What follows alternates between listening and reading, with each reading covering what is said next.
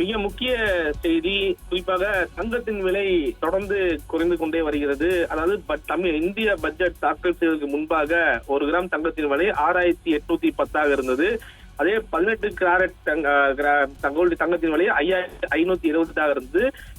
வெள்ளியின் விலை 95.60 இருந்தது. அதாவது பட்ஜெட் தாக்கல் செய்த முன்பாக. பட்ஜெட் தாக்கல் செய்த அன்று மாலையே 22 கேரட் 1 கிராம் தங்கத்தின் விலை 6550 குறைந்தது பார்க்க முடியுது. அதே 18 கேரட் அதாவது கிராம் தங்கத்தை பொறுத்தவரைக்கும் 5365 குறைந்தது.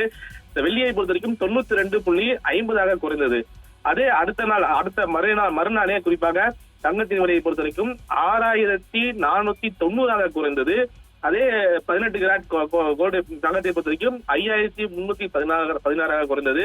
வெள்ளியின் விலை 92 குறைந்தது. அதாவது நேற்றைய முன்தினம் பொறுத்த வரைக்குமே 92.50 வந்து அடுத்த நாளே குறிப்பாக தங்கத்தின் விலை குறிப்பா 6490 வெள்ளியின் விலை 92 குறைந்தது. ஆனால் இன்று அதாவது நேற்று குறிப்பாக சொல்லணும்னா 6430 குறைந்தது. அதாவது படிப்படியாக 15, 20, 50 என குறைந்த காட்சியை நம்மால பார்க்க முடியுது. நேற்று 6490 இருந்தது, இன்று 6430 குறைந்திருக்கிறது.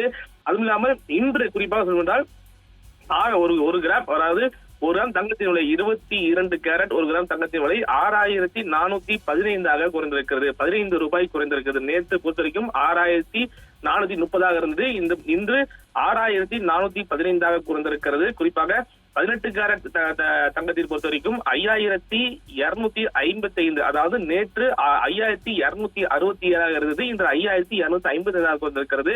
தங்கத்தின் அதாவது வெள்ளியின் விலை நேற்று 89 இருந்தது, இன்றும் 89 தான் தொடர்கிறது. தொடர்ந்து தங்கத்தின் விலை குறைய வாய்ப்பு இருப்பதாக தங்க மொத்த உற்பத்தியாளர்கள் தகவல் தெரிவிக்கிறார்கள். என்றால் தங்கத்தின் விலை நாளுக்கு நாள் அதிகரித்துக் கொண்டே போனது நாம் கடந்த காலங்களில் பார்க்க முடியுது. அதாவது சுங்க வரியை மத்திய அரசு குறைத்ததிலிருந்தே தொடர்ந்து குறைத்த அன்றைய நாளிலிருந்தே தங்கத்தின் விலை 10, 15, 50 என குறைந்தது.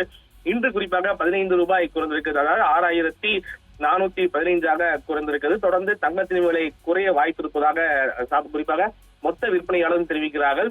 ஏன்னா கடந்த 2 வாரங்களுக்கு முன்பாக தான் தங்க மொத்த உற்பத்தியாளர் என்ன தகவல் தெரிவித்திருந்தார்கள். குறிப்பாக 2030 எட்டும் போது ஒரு பவுனின் தங்கத்தின் விலை 1 லட்சமாக எட்டும் என தெரிவித்திருந்தால் பெரும் அதிர்ச்சியை கிடைப்பது கூட பார்க்க முடியுது.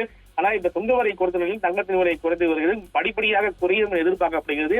இந்த காலகட்டத்தில் தங்கத்தை வாங்கி வைத்துக் கொள்வது நல்லது என உகந்தது என பார்க்கப்படுகிறது. என்றால் தொடர்ந்து குறிப்பாக முகூர்த்தத்துக்காகவும் மற்றும் பல நிகழ்வுக்காக தங்கம் வாங்குவது நம்மால் பார்க்க முடியுது. பொதுமக்கள் அந்த அடிப்படையில் தங்கம் குறையக்கூடிய காலகட்டத்தில் தங்கத்தை வாங்கி சேமித்துக் கொள்வது ஆரோக்கியமான விஷயமாக இருக்கிறது. தங்கத்தில் இந்த முறை அதிகப்படியாக பங்குச்சந்தையில் குறிப்பாக அதிகப்படியான தங்கத்தில் அதாவது அப்பை சென்று கூட நம்ம பார்க்க முடியுது. அந்த அடிப்படையில் தொடர்ந்து தங்கத்தின் விலை குறைந்து வருவது மக்கள் மத்தியில் வரவேற்பை பெற்றிருப்பது மிக முக்கிய ஒன்றாக பார்க்கப்படுகிறது.